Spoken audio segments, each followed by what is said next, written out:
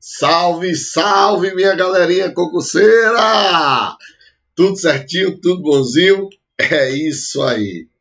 Bem, sejam muito bem-vindos, mas muito bem-vindos mesmo, ao nosso curso de Direito Constitucional, tendo como objeto de estudo a Constituição do Estado de São Paulo. Tá? Você que está acostumado, sempre a estudar a Constituição Federal, não é isso? Mas muitos editais, pessoal, eles trazem aí a sua, como ponto, como conteúdo, a Constituição do seu Estado. Isso acontece aí com a PM de São Paulo, que trouxe no seu conteúdo a Constituição Estadual de São Paulo. Me chamo Emanuel Tadeu e com muito prazer serei aí o professor de vocês nesse curso aí, abordando a Constituição Estadual de São Paulo. Emanuel, me diz uma coisa, eu estou preocupado aqui porque eu estudei a Constituição Federal, mas nunca estudei a Constituição Estadual. É difícil, galerinha, presta atenção.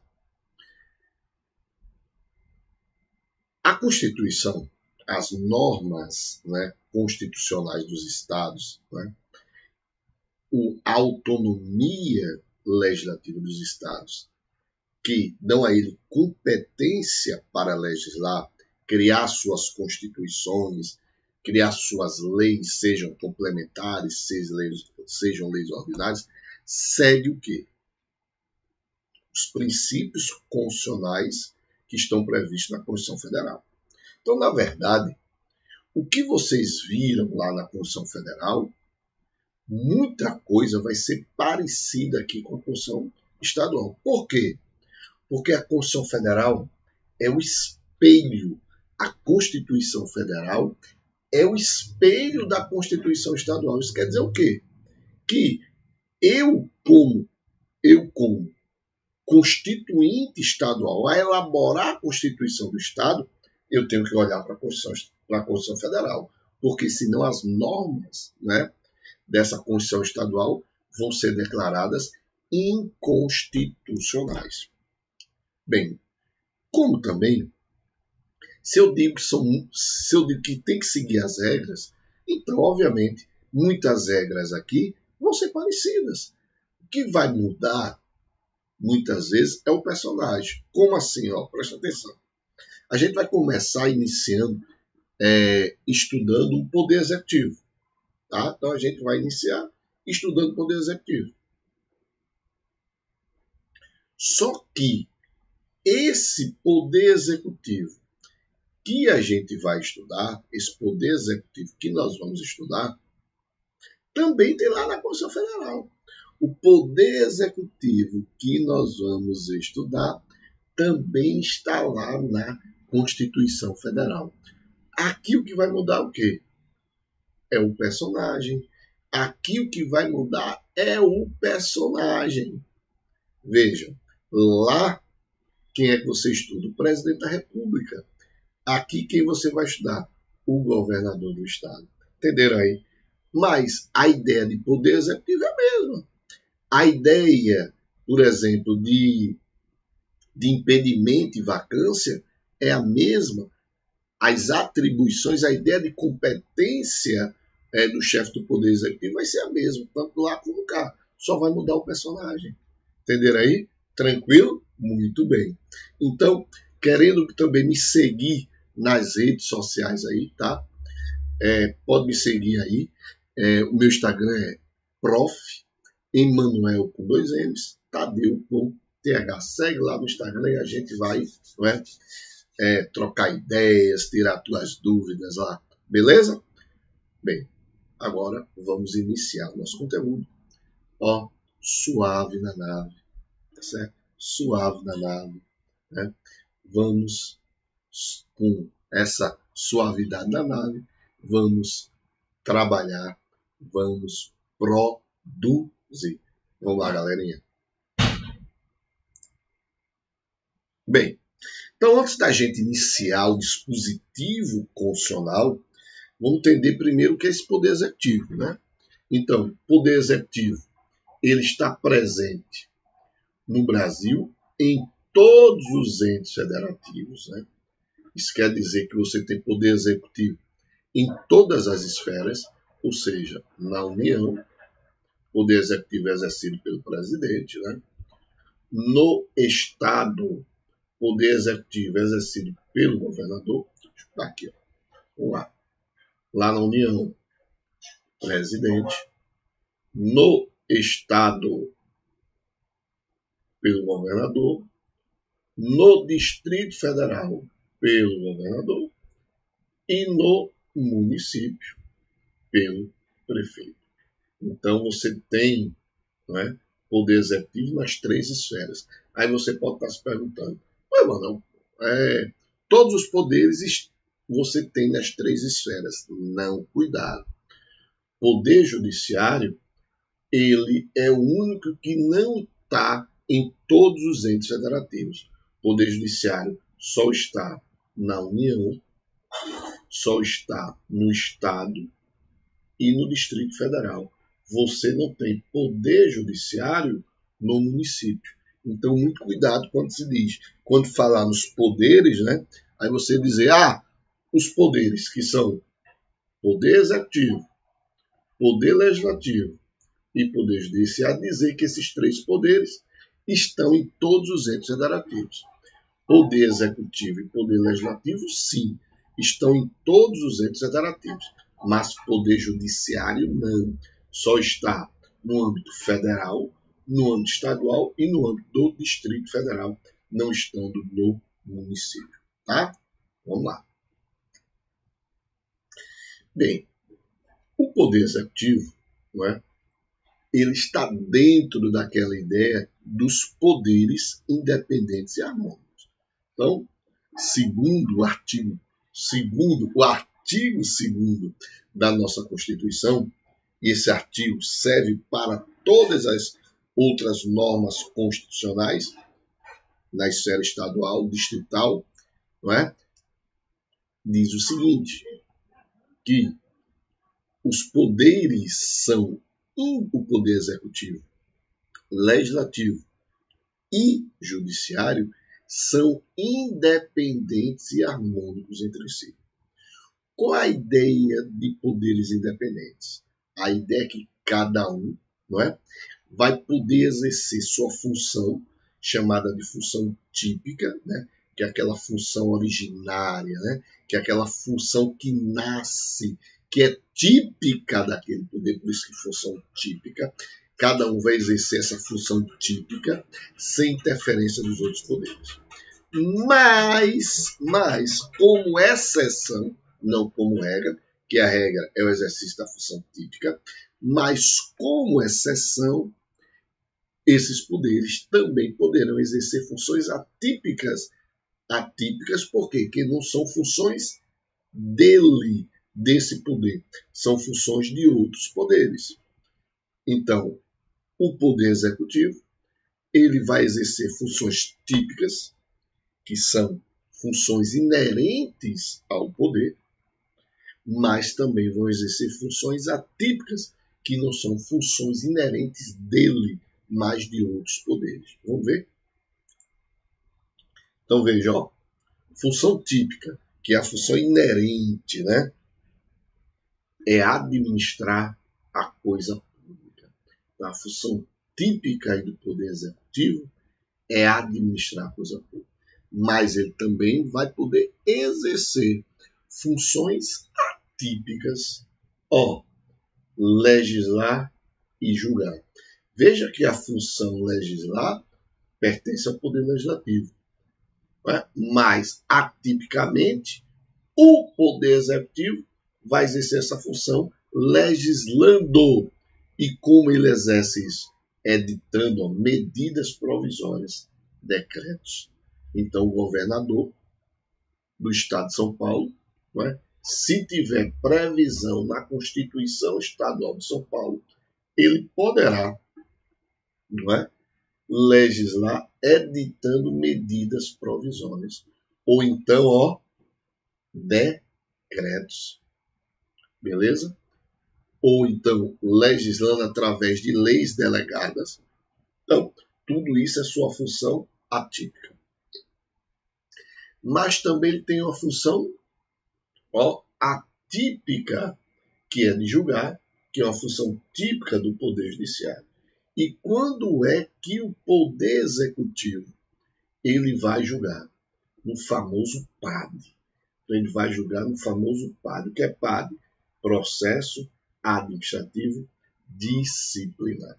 Então, pessoal, como introdução aí, para a gente iniciar mesmo os dispositivos constitucionais da Constituição Estadual de São Paulo, a gente tinha que dar essa ênfase aí, para que vocês entendam o que é o Poder Executivo, quais são suas funções típicas e quais são suas funções atípicas. Agora sim a gente vai entrar de vez agora nos dispositivos.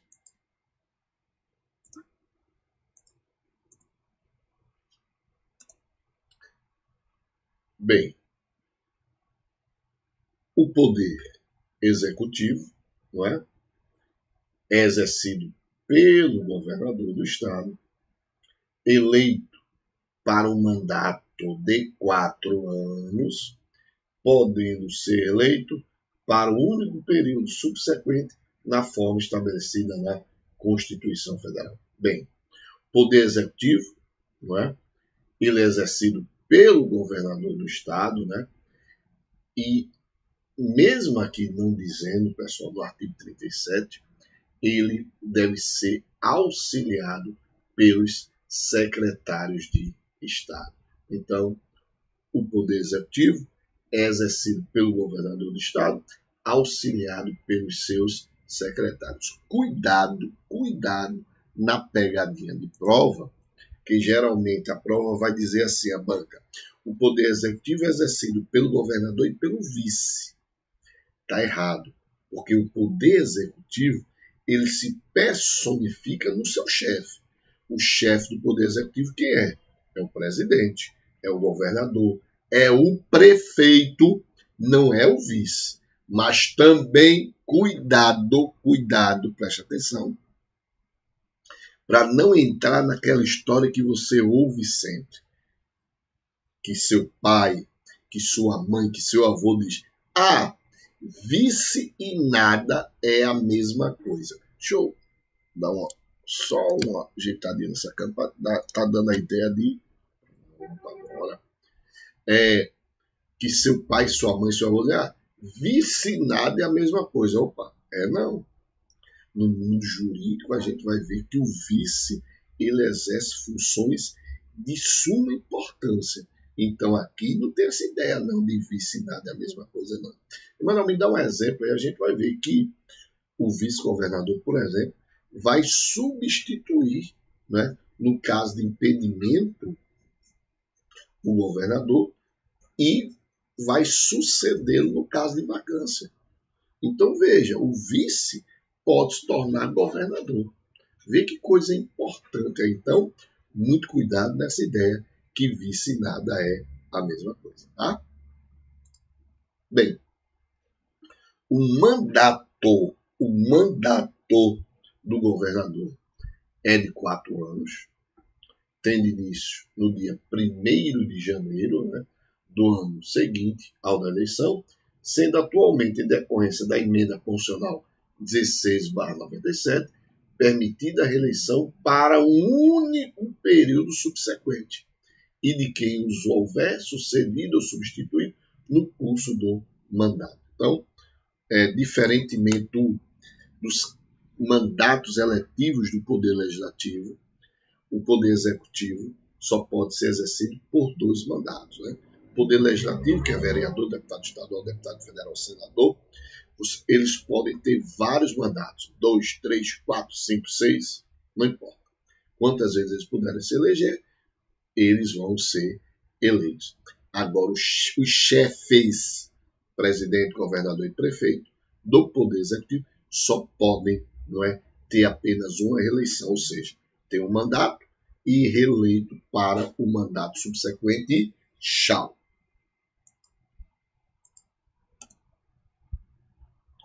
Olha aí o vice-governador, a importância aí do vice-governador, como eu falei para vocês. Ó.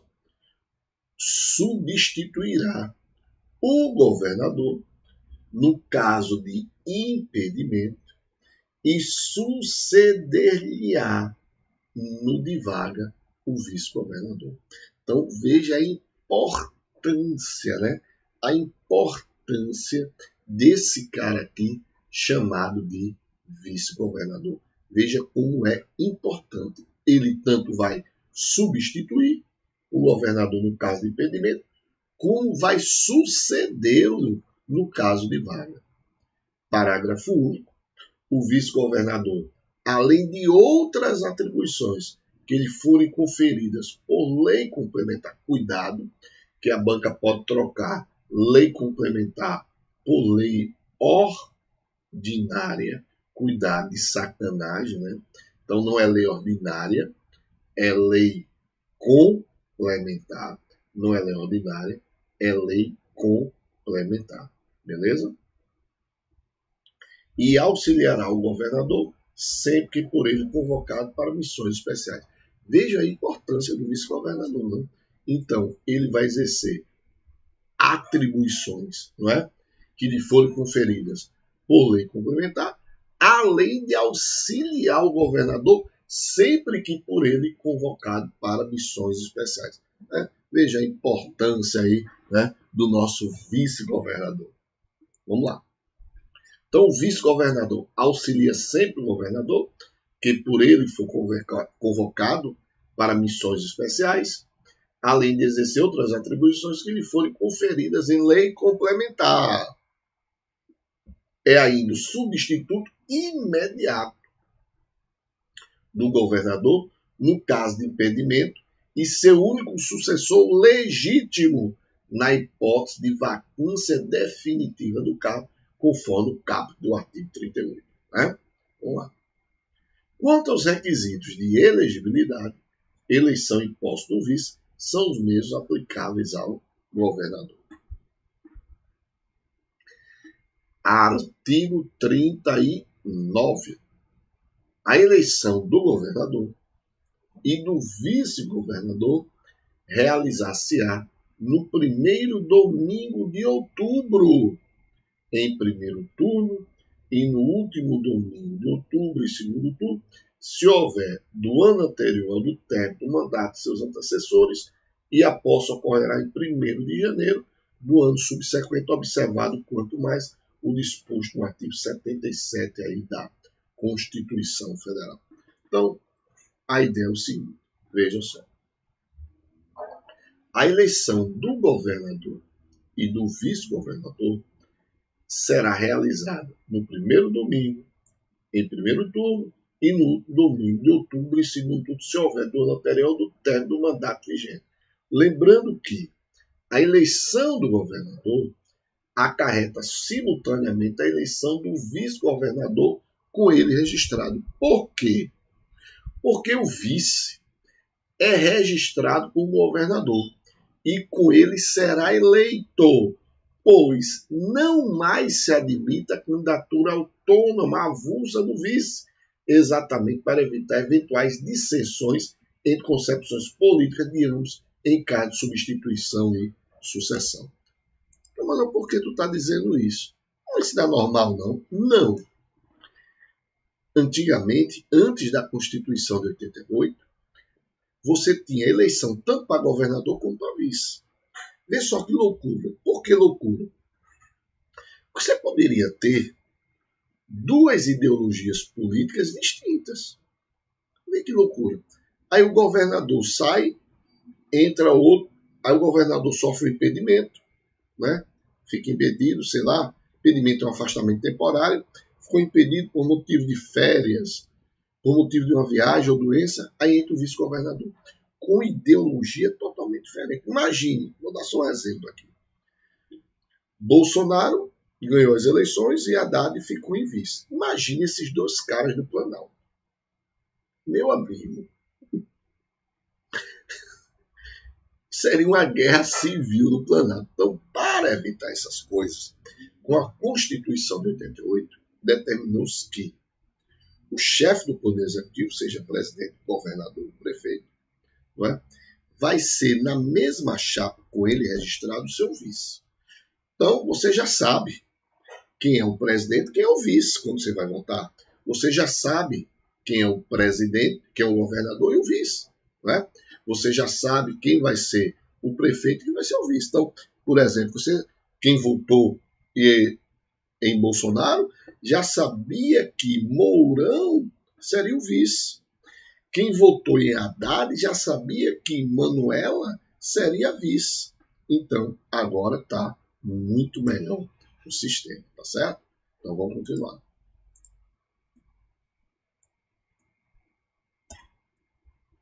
Bem, então ele diz que essas eleições vão ocorrer em primeiro turno e no último domingo de outubro em segundo turno. Ora, se houver do ano anterior do término do mandato vigente. Veja só, como é que acontece eleições em primeiro turno e acontece eleições em segundo turno? Para isso, a gente tem que entender que o nosso sistema eleitoral, que regerá as eleições para a chefia do Executivo, será o sistema majoritário. Então, pelo sistema majoritário, você tem um sistema majoritário simples e você tem um sistema majoritário de 2 turnos. Então, como é que acontece isso? Então, vamos lá. Preste atenção. Então, vai ser eleito em primeiro turno o candidato que alcançar a maioria absoluta dos chamados votos válidos. Então, o candidato que alcançar a maioria absoluta dos votos válidos vai ganhar em primeiro turno. Se não alcançar essa maioria, aí você tem eleição em segundo turno. Emanuel, o que é a maioria absoluta dos votos válidos? Então, entende-se por maioria sempre aquela ideia de 50% mais um do total. Então, maioria absoluta é 50% mais um do total. Só que nas eleições, esse total vai se referir aos votos válidos. E o que são votos válidos? Imagine a seguinte situação. Vamos imaginar que eu tenha, não é? 50 mil votos. Então, na eleição, deu 50 mil votos. Desses 50 mil, 10 mil foi voto branco, 10 mil foi voto nulo. Então, o que são os votos válidos? É quando eu retiro do cômputo geral brancos e nulos. Ou seja, aqui os votos válidos são de quanto? De 30 mil. Então, o que são votos válidos? É quando eu retiro do cômputo geral é 50, quando eu retiro desse cômputo geral brancos e nulos. Então, o que sobra eu vou chamar de votos válidos. Então, para que um governador ou um presidente, não é, ganhe as eleições em primeiro turno, ele tem que ter, nesse caso aqui, 50%, que é 15 mil, mais um, não é? 50% mais um, 50% mais um dos votos válidos, ou seja, 15 mil mais um. Então, ele seria eleito em primeiro turno. Não conseguindo esse 50% mais um em primeiro turno, aí sim, aí ele vai para as eleições em um segundo turno. Então, veja, o nosso sistema eleitoral, não é? Ele, na verdade, ele tem 2 sistemas eleitorais, o majoritário e o proporcional. Só que o majoritário, como eu disse para vocês, aqui é o sistema para as eleições da chefia do Executivo. Não só do Executivo, aqui também inclui os senadores. Então, os senadores, da mesma forma que os chefes do Poder Executivo, serão eleitos pelo sistema majoritário. E o sistema proporcional vai ser para eleger quem? Vereadores, deputados estaduais, deputados federais. Então, esse daqui não nos importa, né? O que importa é esse. Então, como eu disse para vocês, né, no sistema majoritário, que é para eleger os chefes do Poder Executivo e os senadores, vence o candidato que obtiver a maioria dos votos, sendo que os votos que os demais candidatos obtêm são completamente desconsiderados e não contribuem para a composição dos governos. Então, esse sistema divide-se em dois. Sistema majoritário simples, sistema majoritário absoluto. Lembrando, maioria, obtiver a maioria absoluta, né, dos votos válidos. Maioria absoluta dos votos válidos. Então, vamos lá. Pelo sistema majoritário simples, será eleito o candidato que obtiver o maior número de votos, pouco importando a diferença de votos dele para o segundo colocado. Emanuel, você não disse que eram dos votos válidos? Calma. Esse sistema majoritário simples, que não importa a diferença, é o sistema utilizado para a eleição dos prefeitos municipais nos municípios que possuírem até 200 mil eleitores, não é 200 mil habitantes, até 200 mil eleitores, e também para a eleição dos senadores da República. Então, nesse sistema majoritário simples, ganha quem tiver o maior número de votos, não importando a diferença dos votos. Pelo sistema majoritário absoluto ou de 2 turnos, é eleito o candidato que obtiver a maioria absoluta dos votos válidos, descontados os votos em branco e os nulos. Ou seja, em primeiro turno. Se nenhum candidato alcançar em primeiro turno a maioria absoluta dos votos válidos, realizar-se-á o segundo turno com os 2 candidatos mais votados. E quem se elege nesse sistema majoritário absoluto? Bora lá. Quem se elege nesse sistema majoritário absoluto de 2 turnos? É para quem? Para os prefeitos nos municípios com mais de 200 mil eleitores, presidente e governador. Majoritário simples, não importando o número de votos. Prefeitos nos municípios com até 200 mil e senador, 2 turnos. Sistema majoritário absoluto, 2 turnos. Presidente, governador e prefeito nos municípios com mais de 200 mil eleitores. Beleza? Então, pessoal, fechamos aí, né, nossa primeira aula de Direito Constitucional nesse curso aí que eu sempre falo muito bem, né? Que sempre eu digo sem, né, sem modéstia à parte, que é o melhor curso preparatório, não só de Pernambuco, do Nordeste. Eu considero estou preparado como o melhor curso preparatório do Nordeste. Tá certo? Então, terminamos aí mais uma aula aí, né? Mais uma aula não, nossa primeira aula. E vamos fazer 2 questõezinhas aí para a gente cravar aí o que a gente trabalhou, beleza? Então, vamos lá.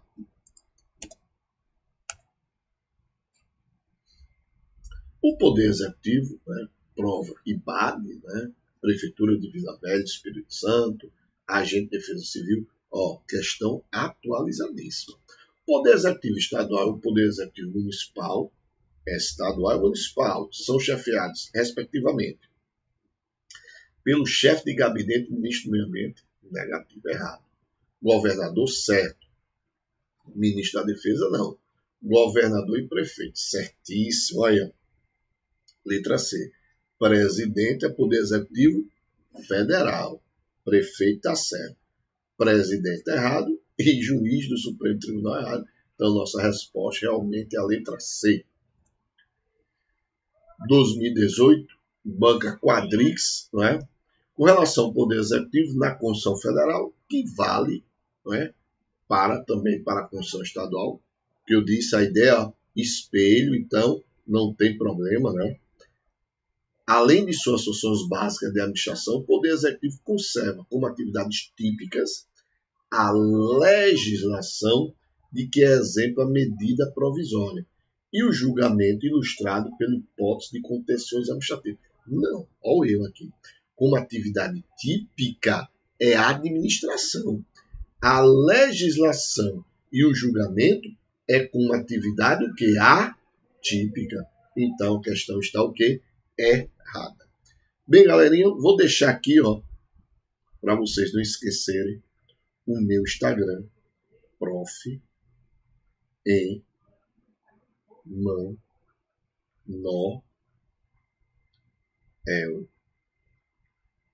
Tadeu. Emanuel Tadeu. Isso aqui é o meu Instagram. Segue lá o meu Instagram, né, pessoal? Tá certo? Me segue aí nas redes sociais. Então, beleza, terminando nossa primeira aula.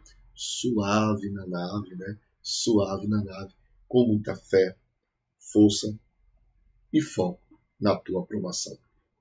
Valeu! Até a próxima aula.